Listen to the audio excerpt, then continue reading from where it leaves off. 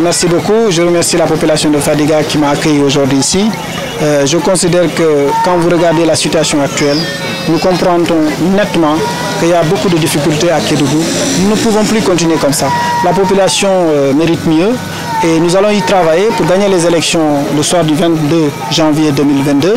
Inch'Allah, c'est sûr et certain, le soir du 23 janvier 2022, nous serons à la mairie de Kédougou et je suis persuadé encore que la population a déjà compris et Inch'Allah, nous sommes sur ce chemin-là, nous sommes en marche et Inch'Allah, nous allons gagner.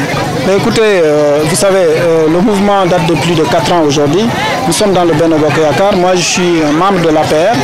Bien sûr, nous sommes tous avec le président de la République et son excellence de la président de la République m'a béni. Je pense que c'est concret aujourd'hui. Nous savons exactement ce qui se passe à Kédougou. Mais vous savez, le changement politique ne se fait pas naturellement comme ça. Il faut qu'il y ait des gens engagés et c'est pour cela que nous sommes engagés.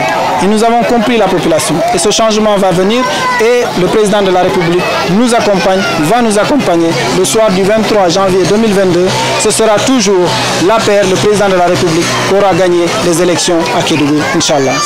Écoutez, vous savez, il y a deux choses. Nous sommes engagés pour la population de Kédougou. Nous n'allons jamais reculer pour l'intérêt de la population de Kédougou.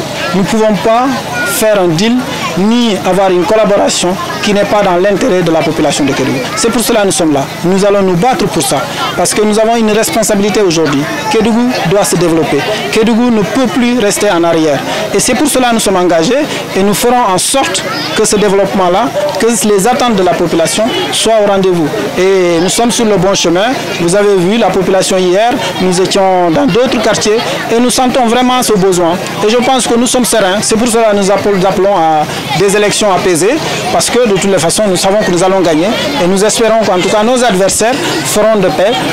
Et puis c'est en fair play, comme on dit, c'est un Englishman, ce sera en fair play et que le meilleur gagne. Et nous pensons que nous allons gagner. Mais écoutez, je pense que le choix n'a pas été tout à fait judicieux. La population aspirait à un changement. Le choix qui a été porté à Kédougou, cela ne représente pas le changement que nous voulons à Kédougou. Donc la population aujourd'hui, elle est libre.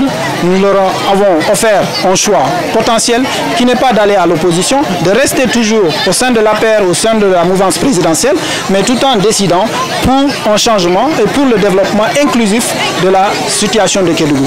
Et je pense qu'aujourd'hui, nous pouvons s'accorder que beaucoup de responsables, beaucoup de gens, en tout cas, nous soutiennent et nous pensons vraiment que nous allons gagner. Et je pense que c'est la meilleure option qu'on pouvait apporter au mouvement, à la présidence, au président de la République et pour le développement de la région de Kédougou. Mais écoutez, les difficultés de Kédougou sont nombreuses. Si je les énumère ici, nous allons rester jusqu'à demain peut-être, mais ce que je peux énumérer simplement, c'est qu'aujourd'hui il y a un vrai problème d'emploi. Les jeunes n'ont pas d'emploi et ça c'est une vraie catastrophe. Et Kédougou aujourd'hui regorge de toutes les ressources naturelles. Ça c'est un problème. Donc de l'autre côté, vous voyez exactement l'insécurité qui est galopante aussi à Kédougou. Vous avez vraiment aussi le problème d'infrastructure réelle. Et un des points clés, c'est le cadre de vie. Le cadre de vie à Kédougou est désastreux. Regardez même la mairie de Kédougou, c'est une situation désastreuse. Comment on peut expliquer cela? Et donc tout ça, il faut qu'on arrive à développer ça. Il faut donner de l'exemple. Et moi je crois à ce qu'on appelle le leading by example, c'est-à-dire que gouverner en donnant des exemples à la population. On ne peut pas demander à la population de faire certaines choses alors que soi-même on ne le fait pas. Et c'est pour cela, nous sommes là, pour ce changement-là. Et je pense qu'aujourd'hui on n'a même pas besoin de faire des meetings ou bien de faire des campagnes aujourd'hui. La victoire elle est déjà acquise. La seule chose que nous sommes en train de préparer aujourd'hui, c'est comment travailler le lendemain des élections, le soir du 23. Comment élaborer, définir le projet que nous avons défini, comment l'exécuter concrètement et que la population s'y retrouve. Nous sommes dans cette démarche-là aujourd'hui. On n'est plus en campagne, on est dans une démarche vraiment de travail après le soir du 23 janvier 2022.